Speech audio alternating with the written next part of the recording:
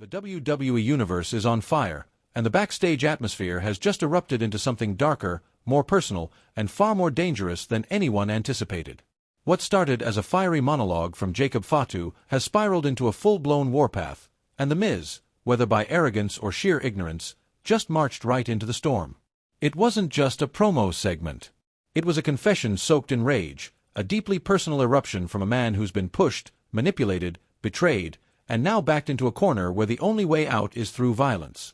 And just when you thought the chaos between Fatu and Solo Sikoa was reaching its peak, The Miz threw gasoline on the flames and struck a match. Now we're looking at a collision course that could reshape the very structure of SmackDown, if not the entire WWE. Welcome back to Wrestling Pro News, the one place where we don't just report the drama, we dissect it, feel it, and uncover the raw emotion powering every punch, every betrayal, and every unscripted twist behind the curtain. What you're about to hear isn't rumor. It's what happens when pride, pain, and old prison scars meet live television with nothing left to lose. It began in the underbelly of the arena, where the backstage camera caught Jacob Fatu in a state we've never seen before. Pacing like a caged animal, breathing heavy, fists clenched so tight his knuckles turned white. And when he grabbed the mic, you could tell instantly, this wasn't about hype. This wasn't just a setup for a match. This was therapy, confession, fury, and vengeance all wrapped into one man's voice trembling with decades of trauma. "I love Solo," he began, but there was no warmth behind the words, only a deep, cold hurt. "But he made me like this." That single line shattered any illusion that this was just another wrestling storyline. Fatu, known for his ruthlessness in the ring, was peeling back layers of betrayal that went far beyond family ties. He went on to accuse Solo Sikoa of doing the unthinkable, of trying to frame him, to manipulate events so that Fatu would end up back behind bars, back in a life he swore to leave behind. You could feel the pain turning into rage, and that rage turning into something even more dangerous, purpose. Fatu wasn't seeking redemption. He was hunting for revenge.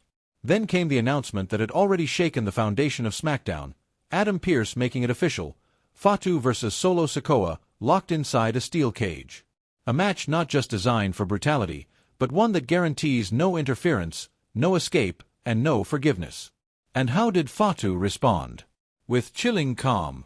No fear. No hesitation. "I'm going to dog-walk his ass," he snarled, and in that moment, it felt like the entire steel structure was already melting under the heat of what's to come. But just as Fatu's voice became a war drum, The Miz made his presence known. And not just physically.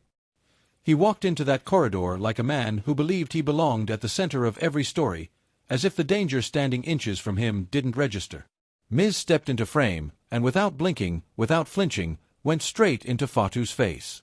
"I've gone toe-to-toe with legends," he declared. "I've outlasted monsters. I've beaten icons. I'm the main character." The arrogance was vintage Miz, but the timing was reckless. He wasn't just talking trash. He had already gone behind the scenes to SmackDown GM Nick Aldis and made a match between himself and Fatu official for that very night. Before fans could even process the insanity of that decision, Miz did something no one could have predicted. He slapped Jacob Fatu across the face. Not a shove, not a staged taunt, but a thunderous, echoing slap that made the camera jolt from the sheer force of it. The backstage locker room went dead silent. Everyone held their breath. But Jacob Fatu didn't react the way most would expect. He didn't swing. He didn't explode. Instead, he stared straight through The Miz with a look so cold, so venomous, that it could freeze the blood in your veins. "Come on with it," he whispered, calmly, confidently, like a man who knew exactly how this story was going to end. Miz turned and walked away, probably thinking he'd made his point. But in truth, he may have just walked straight into a storm that's been waiting to consume someone, anyone, who steps into Fatu's path. That slap wasn't bravado. It was a death wish. Because the man Miz just provoked is one who spent years clawing his way out of darkness, only to be dragged back in by betrayal and lies. Now the stakes have changed. What was once a brewing grudge between Fatu and Solo Sikoa has become something bigger, a triangle of violence, vengeance, and pride. Miz is now caught in the middle of a family implosion that's quickly turning nuclear. And Jacob Fatu. He's no longer just fighting to settle scores. He's fighting to burn everything down and rebuild it in his own name. Whether it's inside a steel cage, backstage with no cameras, or live in front of millions, Fatu's war has officially begun. He's hunting Solo. He's hunting Miz. He's hunting anyone who dares test the weight of his silence and the fury of his past.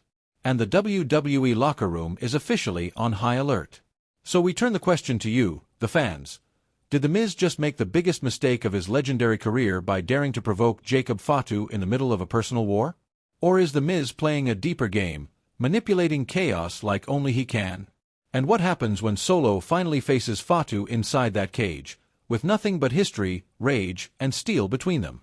Drop your thoughts in the comments below because the next few weeks are about to get raw, violent, and unforgettable. And if history has taught us anything about Jacob Fatu, it's that when he's quiet, he's planning. And when he speaks, someone's about to get hurt. Something has exploded backstage in WWE, and it all started with a firestorm of emotion that Jacob Fatu couldn't contain any longer. The man known as the Samoan werewolf finally snapped, and unfortunately for The Miz, he walked straight into a battlefield without even knowing it. What began as a tense, emotionally charged promo turned into a full-on declaration of war, with grudges from the past boiling to the surface and a steel cage match looming over everything like a thundercloud ready to burst. If you thought Jacob Fatu's brewing war with Solo Sikoa was already intense, what just happened took the heat to a whole new level, and what The Miz did next didn't just raise eyebrows, it might have signed his own death warrant.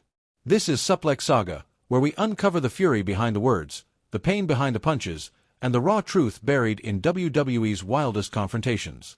Let's unravel the moment that just turned SmackDown into a battlefield. The camera fades in backstage where Jacob Fatu is pacing like a beast unchained, eyes burning, hands clenched, voice trembling with fury and heartbreak. With a mic in hand and no script to follow, he lets it all out. "I love Solo," he starts, voice low but heavy, "but he made me like this." It wasn't just a promo. It felt like a man exposing his soul after being pushed too far. Fatu wasn't cutting a heel turn, he was cutting open his past. He accused Solo Sikoa of setting him up, of manipulating things behind the scenes to frame him, to get him locked up again when he swore he'd never return to that life. This was about betrayal, about trust broken and blood turned cold. And right in the middle of that emotional firestorm was the match that Adam Pearce announced last week, a brutal career-altering.